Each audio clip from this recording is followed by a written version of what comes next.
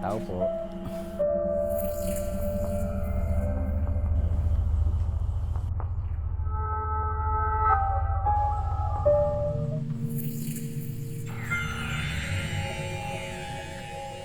Matapos naming libutin ang buong bahay, nagpasya na si Darren na simula na ang pagtawag sa mga kaluluwa.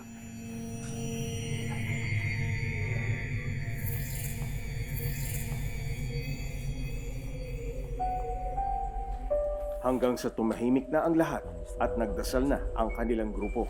Pagkat ikaw pang away besyong basmara po sa aming aming mga gusto mo nasa ng pasimulasyong pang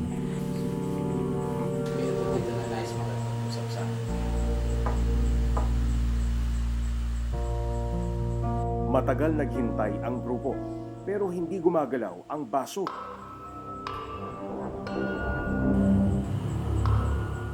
Matapos ang ilang pagsubok, iniwan ng buong eyewitness team ang kwarto para mas lalong makapag-concentrate ang grupo na nasa mesa.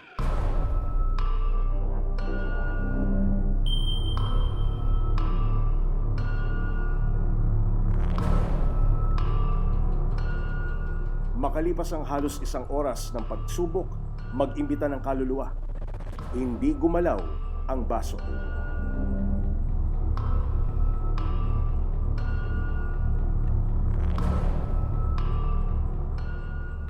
Dito na nagpasyang itigil ang sesyon.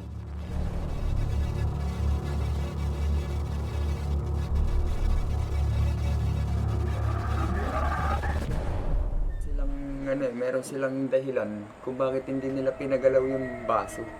O hindi sila, bakit hindi O sila bakit hindi sila nakipagtulungan sa amin. Kasi unang-una, pag pinagalaw daw nila yung baso, palalayasin sila. Sila kasi ang unang nakatira dito, hindi sila pwedeng palayasin. Eh yun nga ang ayaw nila. Ayaw nilang mapaalis dito sa bahay. Actually wala naman daw silang ginagawang masama. Hindi naman daw sila nananalbaya dito.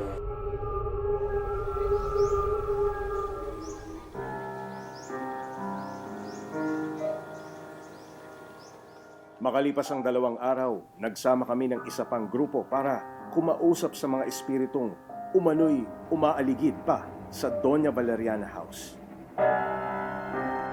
Isang grupo ng paranormal investigators ang aming inimbitahan. Isinama rin namin si Darren upang makibahagi sa kanilang isasagawang Spirit of the Glass. Okay. Precaution, una, may kanya-kanya tayong pamamaraan kung paano gumawa ng protection. We have to set neutral grounds using candles. Pangalawa, yung tinatawag na Tower of Light, mag-e-invoke ka ng prayers for protections. And then, isang bagay pa na dapat tandaan is kapag ginagawa mo na siya on process, huwag mo siyang iiwanan in the middle. Kapag nakita mo nang kung gumalaw o naka-invite ka, nakapag-conjure ka ng isang spirito, ituloy mo siya, tapusin mo yung sinimulan. Ilang minuto pa lamang ng pagsisimula ng ikalawang Spirit of the Glass ng bagong grupo,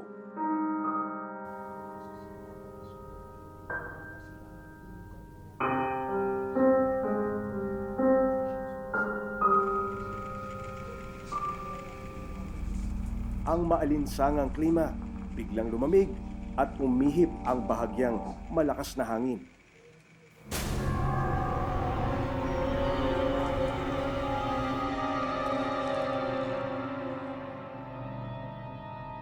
Kasabay nito, pabago-bago na ang rehistro ng temperatura sa kwarto. Nagbabago yung nagbabago temperature ng glass.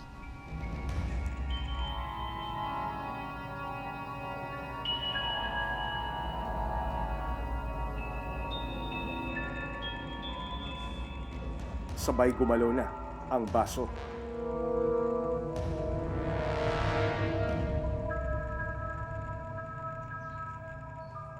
Paikot-ikot ang baso habang tinatanong ni Ed ang espiritu umano na nasasakluban nito.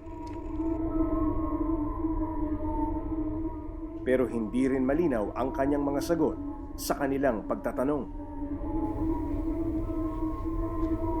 Magpalit tayo. Change players. Subukan natin ito ang dalawa lang. Ako si Jade Martin. Nandito ako. I mean no harm. I just want to communicate. Sinimulan nilang tanungin ang espiritu. Ano po ang dahilan at naririto kayo sa lugar na ito?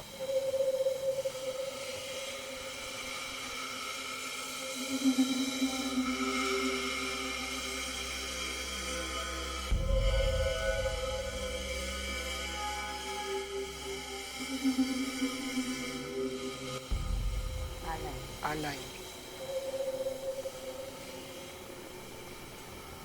Hindi niyo po ang aking palayanan. Rosalia raw ang pangalan ng babaeng nasa loob ng baso at nabuhay siya noong panahon pa ng mga Kastila.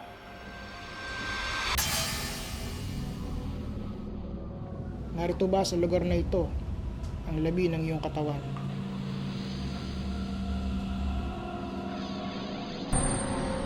Nasa labas ka ba ng bahay?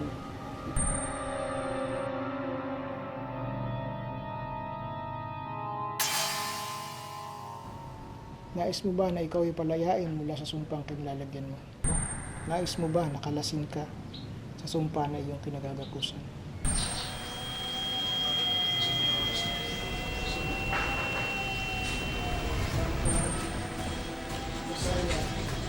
Nakawangan ka.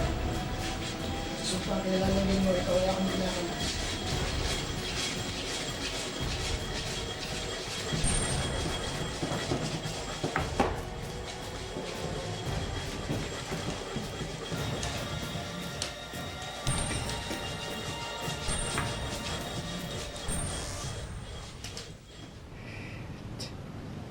Salamat po.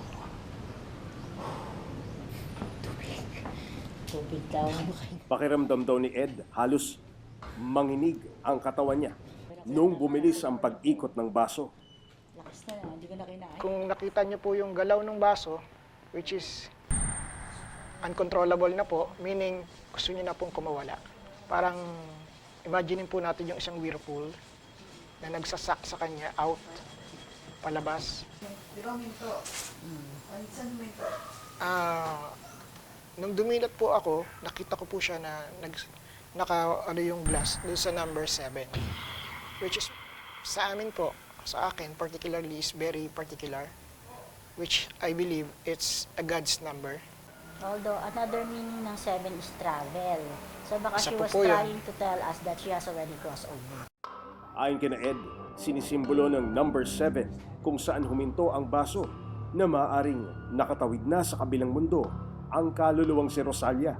Kasi ngayon ko lang po na-experience na ganun yung ikot ng glass. Ganun talaga siya, as in uncontrollable. Siguro po maraming magsasabi na ginagawa ko lang, but try to do it on your own. Na kayo po yung gumawa. Tingnan niyo po yung force kung paano niyo ma-maintain yung same force na ganun, na isang daliri.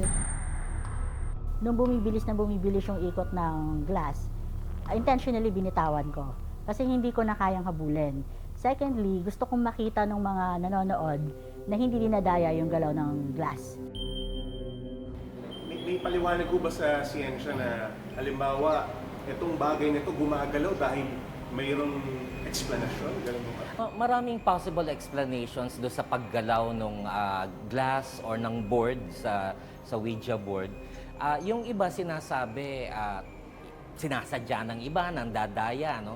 Pero kahit na yung nandadaya, kung marami kayong naglalaro, pwede kayo magkakontrahan at hindi gumalaw, ano? Pero sinasabi naman ng mga ilang psychologists, andito yung subconscious na alam ng mga individual talaga yung sagot, hindi nila sinasadyang pagalawin, pero dahil parang may power of suggestion ng mind over yung iyong fingers, na itutulak mo ng marahan. Ano yun? Pero at least yung nakita ko, yung pinakita niyo yung video sa akin, yung una yata may 4 na tao, tapos later on may 2 tao. Ngayon, kung ang nakita ko ay ito yung daliri, in contact, sa glass, may friction dyan. Laki ng frictional force, depende din kung gaano katindi yung pagkakadiin mo rito. So pwede talaga yung mabilis na ikot. Na friction lang. Conduit ka, kontsaba. Pwedeng ganon, di ba? Na conduit na, hindi ko alam paano nila ginagamit. So kikita mo yung epekto dito. Wala ka nakikitang epekto rito. May spark ka bang nakikita dyan? Ang isang matibay raw na pruweba kung napapagalaw nga talaga ng kaluluwa ang baso ay kung umuusad ito ng walang mga daliring humahawak. Wala kayong video na pinakita na hindi hawak, di ba? Kasi pwede mo i-claim na, ay, hindi naman talaga namin hinahawakan, malapit lang. Okay, posibleng sa 4 kayo, pwedeng ikaw mismo hindi mo hawak. Anong guarantee mo na yung mga kasama mo, hindi nila hawak yon? Kailangan ng conduit ng spirits. Opo. Bago yan makapag-manifest, kailangan may dadaanan siyang, kumbaga sa kuryente, may wire. Saan naman manggagaling yun kung walang hahawak? Ayon sa mga may-ari ng bahay, kailangan pa nila ng malalimang pagsasaliksik ukol sa mga kaluluwang nakausap umano ng grupo katulad ni Rosalia. Sa ngayon, ang tanging nais lamang nila ay maibalik sa dating istruktura ang bahay na naipamana sa kanila ni Doña Valeriana. Sana, dapat. Dahil unti-unti naman nung pinapanumbalik namin yung kung paano niya ito pinaghirapan. Ang mga bagay na katatakutan at hindi maunawaan, hamon sa ating kamalayan. Ang pagsabak sa hindi mo nauunawaan sa ngalan ng lakas ng loob o katuwaan ay hindi sapat na dahilan para subukan ng isang bago. Wala, siguro importante lang na paminsan-minsan maging skeptical ka. Tingin ko kailangan lang may sense tayo ng limitations natin.